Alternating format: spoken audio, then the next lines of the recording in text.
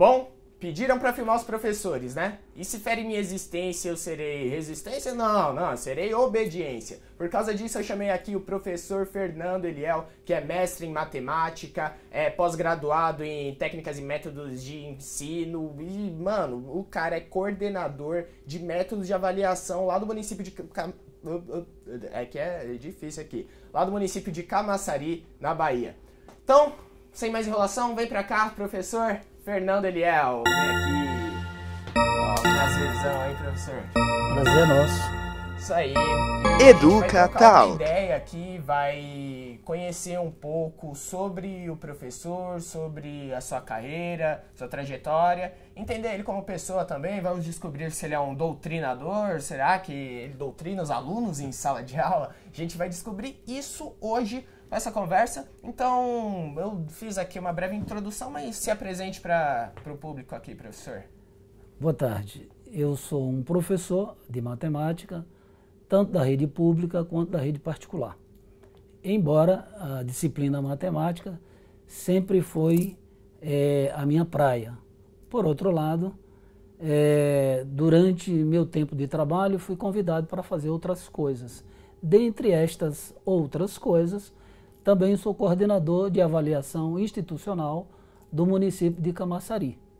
Isso aí.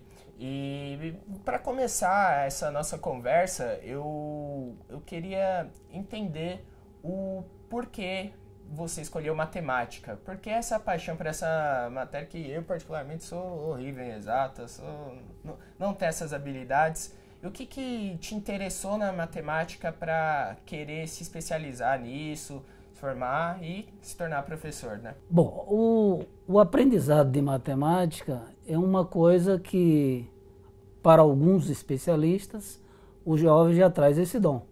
Por outro lado, a própria necessidade em alguns trabalhos que o aluno desenvolve ao longo de sua vida estudantil, ele pode ter essa tendência e começar a estudar e se especializar em matemática. No meu caso em particular, segundo minha mãe, Dona Alice, que mora em Feira de Santana, quando eu ainda estudava em Santa Bárbara, eu já tinha essa tendência. Aos 5 anos de idade, eu já sabia praticamente toda a tabuada, que envolve o conhecimento básico em aritmética. Então, desde cedo sempre gostou dos números, até sentir esse apego por... Terminou a escola e quis se profissionalizar mais, né? Quis conhecer mais da área, se formou e fez mestrado também, né? Também, só que tem um dado aí interessante na minha vida acadêmica, porque inicialmente não era minha pretensão estudar matemática. Uhum. Quando eu fiz vestibular para matemática, eu já tinha uma formação anterior. Eu já era formado em eletricidade. Inclusive, na época, eu estava estudando para fazer medicina na Universidade Federal da Bahia. Porém, eu tive a oportunidade de concorrer a uma bolsa de estudo para estudar na Federal do Rio de Janeiro, fazer elétrica lá. E com isso, todo o meu trabalho e todo o meu estudo foi voltado para a área de exatas. Mas, inicialmente, o meu pensamento era fazer medicina. E acabei me tornando um professor de matemática por conta desse primeiro passo. Eu que estou no terceiro ano do ensino médio agora, entrei no terceiro ano, né? E tem muito essa discussão, assim, do que eu quero fazer para a vida, o que eu vou escolher de profissão. E o senhor é um grande exemplo, que pode ser tudo, né? Se formou em eletricidade, Sim.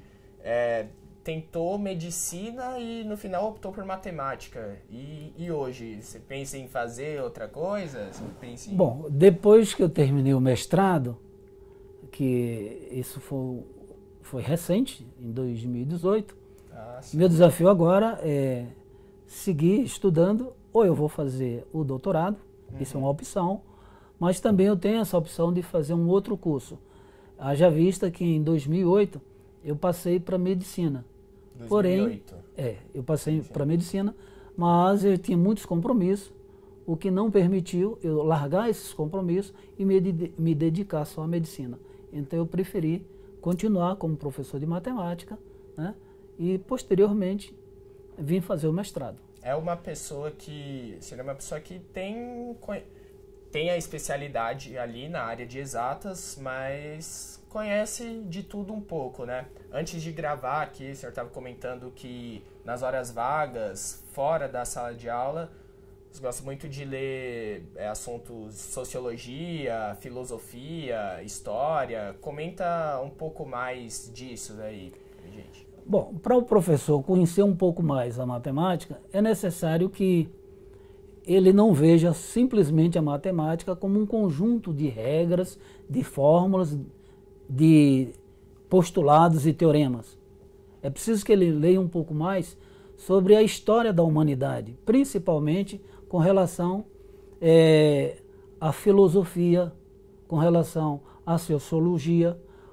Por que aquele conhecimento surgiu naquele momento? Quais são os valores que aquele pesquisador tinha? Quais foram as motivações? Então, antes de começar qualquer trabalho em sala de aula, eu sempre procuro posicionar a minha turma com relação àquele conteúdo. Como é que ele surgiu, para que serve, quais as interfaces daquele conteúdo com o mundo cotidiano, com o mundo do trabalho, para que o conteúdo em si se torne mais interessante para os alunos. E há muito esses paradigmas, né, de que quem estuda só exatas, quem vai para a área da matemática, não precisa ter conhecimento das áreas sociologia, dessas áreas mais humanas, e acho que isso é uma grande bobagem, né? Porque o que vem por trás da matemática é exatamente isso, é a filosofia, é a história, assim como na história e tudo, há também muita matemática, há vice-versa. Acho que o pessoal separa muito exatas e humanas, mas no final são áreas que andam completamente juntas, né? Biológicas e tudo mais. Para você se especializar, é necessário que você defina um caminho de ação. Sim. Mas não existe o conhecimento isolado. Mesmo porque a estratificação do conhecimento permite com que você se especialize. Porém, nenhum conhecimento é isolado. Se você vai falar da epistemologia da matemática, é claro que você tem que se aprofundar nessa matemática do ponto de vista histórico e filosófico. Senão ele não vai entender. Com certeza, com certeza. O que seria a epistemologia, professor? É a ciência do conhecimento. Ah, sim, sim. Então, quando você busca o conhecimento matemático, você tem que fazer uma imersão nos trabalhos de diversos pensadores, diversos matemáticos, inclusive a influência de alguns filósofos no campo da matemática. Educa Talk. Antes de começar a gravar aqui, a gente estava com um bate-papo bem legal, né? Sabendo um pouco mais da história do professor por trás da sala de aula. E conta aí, o senhor gosta muito de ir para a fazenda, né? E fala um pouco quem é ele nos finais de semana, nas férias, nos dias de folga. O que o senhor curte, assim? Primeiro, um bom livro. Sim. É sempre uma leitura que eu busco a cada instante. Estando fora da sala de aula, eu sempre procuro uma obra diferente da matemática. Preferencialmente que tenha um cunho político, que tenha um viés social muito forte. Uhum. Adoro minha família, meus filhos, estar com eles, né? Tenho 3 filhos, o Eric e a Fernanda, que são os mais velhos, foram meus alunos na Rede Resgate. Que legal, eles estudaram comigo. Antes de frequentar a universidade, eles foram meus alunos, mesmo enquanto pai e enquanto professor. E como que é esse lance de dar aula para os próprios filhos? Tem algum tratamento diferente por serem seus filhos e alunos? Ou são alunos normais? Consegue separar o aluno e o filho? Ou acaba dando bronca como pai ali no meio da sala de aula? Essa foi uma pergunta que tanto o Eric quanto a Fernanda fizeram antes de entrar na sala de aula. E aí, meu pai, como é que eu devo lhe tratar? Como pai ou como professor? Bom, vamos separar as coisas. Na sala de aula, eu sou o professor. Se tiver que dar uma bronca, chamar a atenção, sem problema. Agora, nos finais de semana, em casa, aí eu sou o pai. É aquele que aconselha, sim. Mas se eles, quando tinham alguma dificuldade, pedia orientação. E a gente nunca se recusou a fazer isso. Você tem outro filho também, né? Esses são os dois do primeiro casamento. Sim. E tem o Rafael. O Rafael, o Felipe, Rafael. Nada a ver. O Rafael, inclusive é meu primo também, Rafael. E como que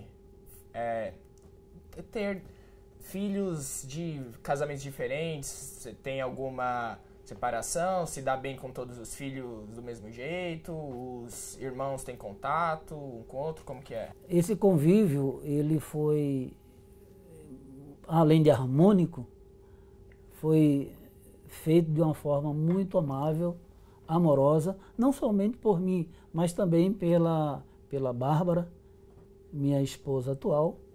Os criou quando estávamos juntos, em momentos que ela tinha oportunidade de conviver com eles, como uma verdadeira mãe.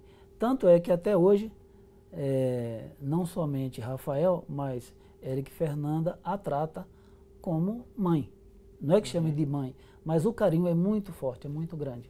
Que legal. A consideração que eles têm e por parte dela, essa reciprocidade é verdadeira. Mas essa consideração pela Bárbara ou pela... Tanto de Bárbara em relação aos meus 2 primeiros filhos, sim, quanto eles em relação a ela. Sim. Entendi. Trata com o maior carinho, como se fosse uma mãe. Uma mãe de verdade. Bem legal isso. E além desse lado pai, o que mais? Além desse lado leitor, pai, o que mais você gosta de fazer? Você falou que gosta muito do campo, né? Dos animais, curte jogar uma bola, curte conviver com os sertanejos. Até os 13 anos de idade, eu convivi com o homem do campo.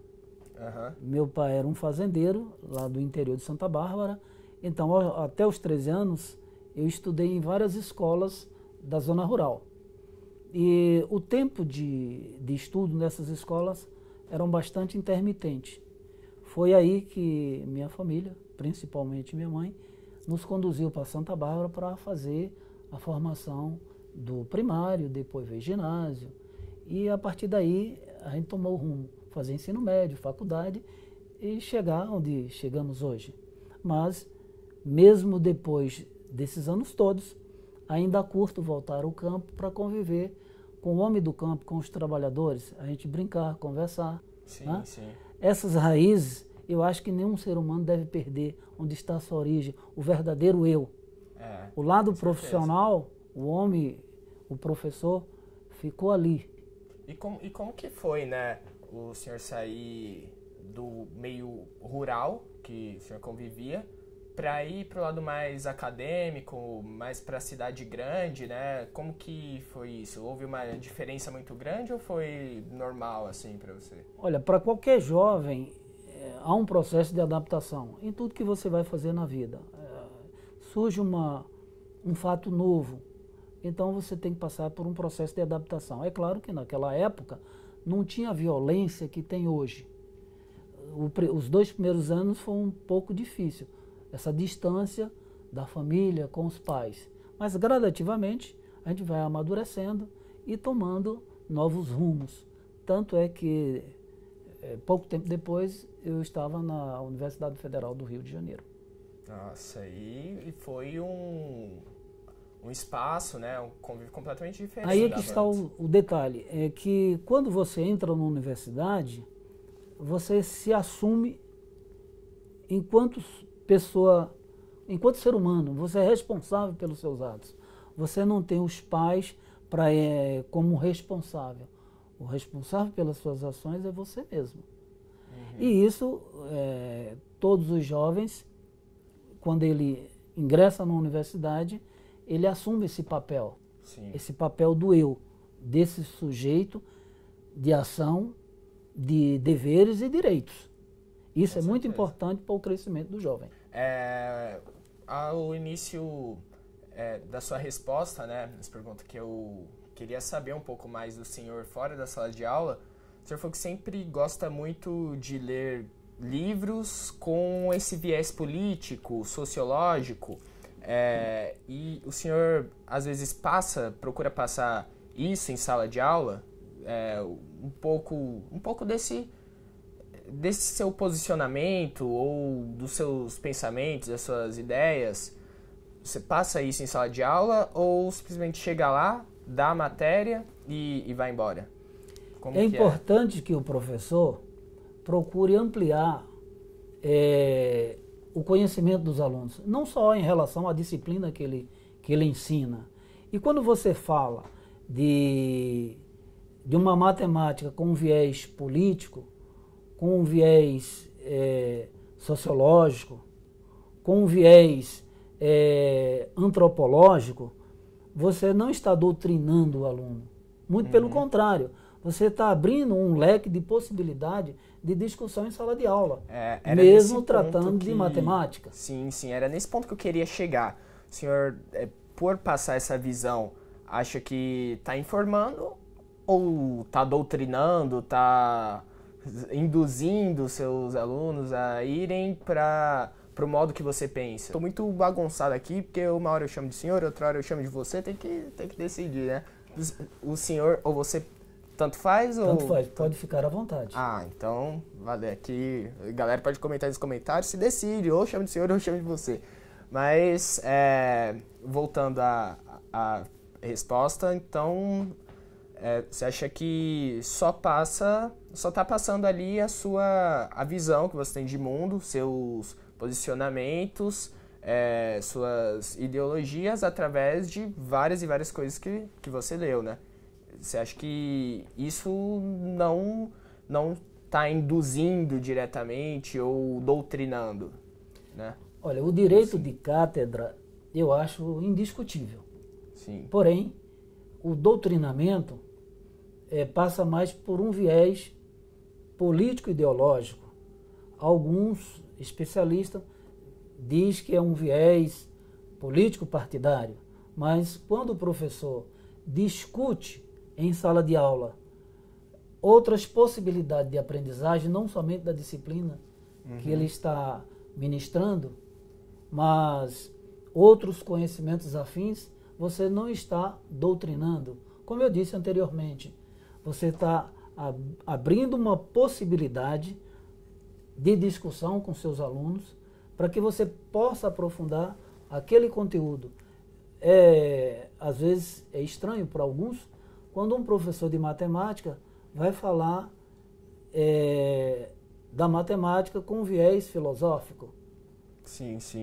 Isso não é comum, porque acha que matemática é só fórmulas, é só ensinar demonstrações, é só resolução de problemas. Não. A matemática, ela dialoga com todas as disciplinas do conhecimento humano. Portanto, você não pode trabalhar com essa visão tão reducionista. A matemática é só isso ou é só aquilo? Não. A matemática, ela surgiu dentro de um contexto histórico-filosófico, dentro de um processo de evolução do homem. Eu inclusive, tive a oportunidade de ano passado ter aula com um professor que tinha exatamente esse pensamento que está falando, do que vem por trás da matemática. Antes de passar a matéria, antes de passar os teoremas, as fórmulas, o que teve antes? Quem foi? Teorema de Laplace, de Quiot, quem foram essas pessoas? Então, é bem legal que tem outras pessoas defendendo isso. Porque assim como eu tive um professor defendendo esse lado da história por trás da matemática, também já tive professores que entram na sala, passam a matéria e não ligam para esse lado. Talvez para eles seja relevante, né? E com certeza não é. A minha preocupação com a matemática é quando você está diante de um professor de uma leitura só. Agora, quando você fala em matemática, você pensa, e o que é ensinar matemática? É só resolver problemas? De que maneira?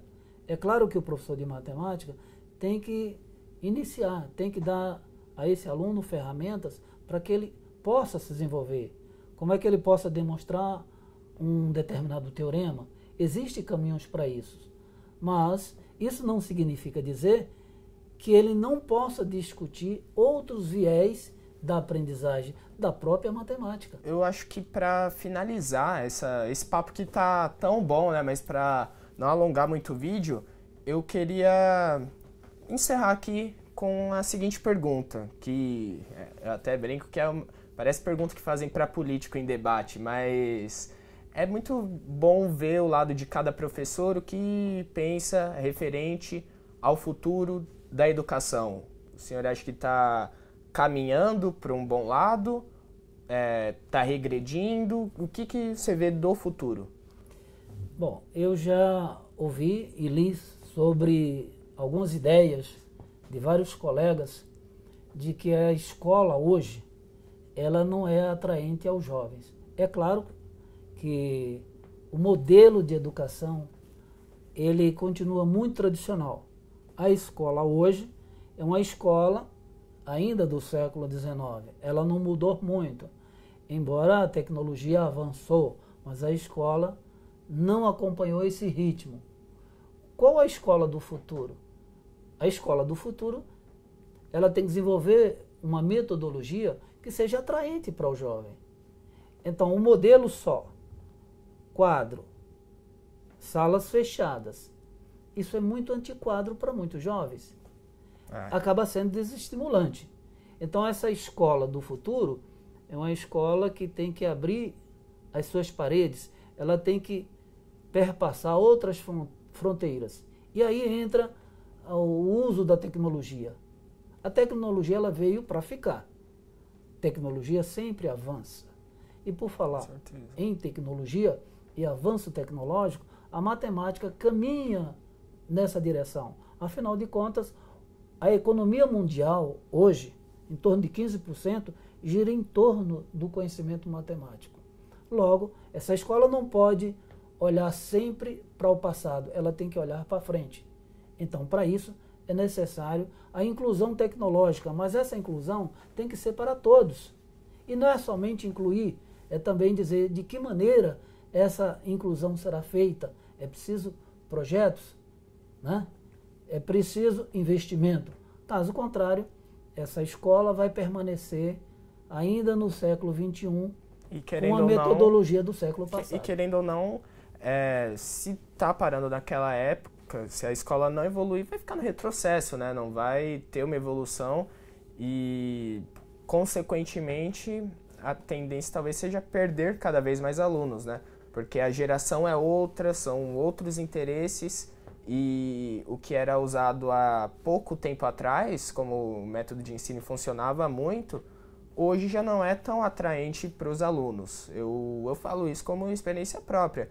O ambiente escolar é um ambiente que, em partes, eu gosto, porque eu vejo que alguns professores entendem essa evolução, mas em partes me dá sono às vezes, não me dá essa vontade de querer ficar e aprender. E não que eu não tenha vontade de aprender, de adquirir mais conhecimento, mas que talvez a escola, o método de ensino não seja tão atrativo para mim. Então, às vezes, no YouTube, na internet, eu vejo formas de ensino que me atraem mais do que na sala de aula. Isso é preocupante, né, de uma certa forma. Não, o que você acabou de dizer é fato.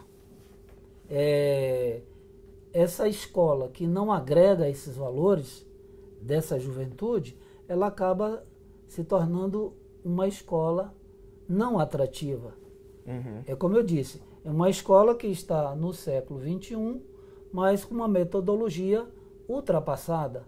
Incluir novos ambientes de aprendizagem, essas novas possibilidades de acesso ao conhecimento, isso é muito importante, não somente para a escola, mas para o próprio jovem.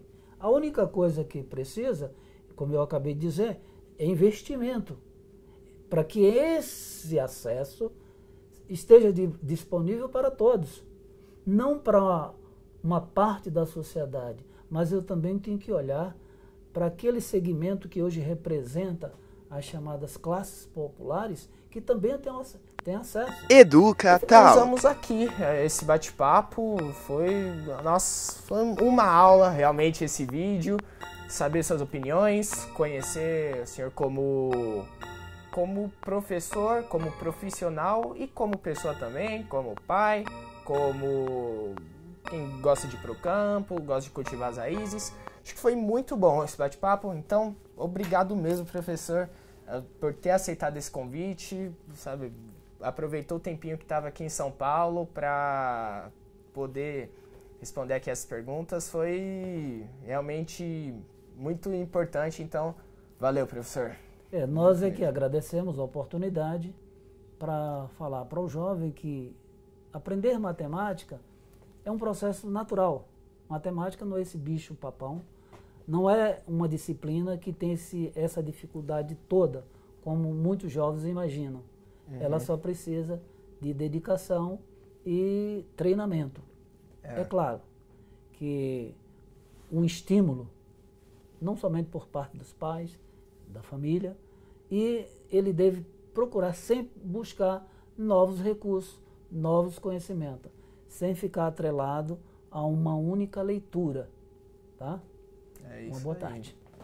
Tamo junto. Então, é isso. E aí, estão curtindo Educatalk? Tem alguma sugestão a mais para dar? Deixa aqui embaixo nos comentários o que vocês acharam dessa entrevista, desse bate-papo. Eu curti demais. E vamos ter mais, velho. Mais Educatalks, estão curtindo? Não? Deixa tudo aqui embaixo nos comentários. Demorou? Muito obrigado pela audiência. Espero mesmo que tenham curtido o vídeo. Valeu, falou e tchau.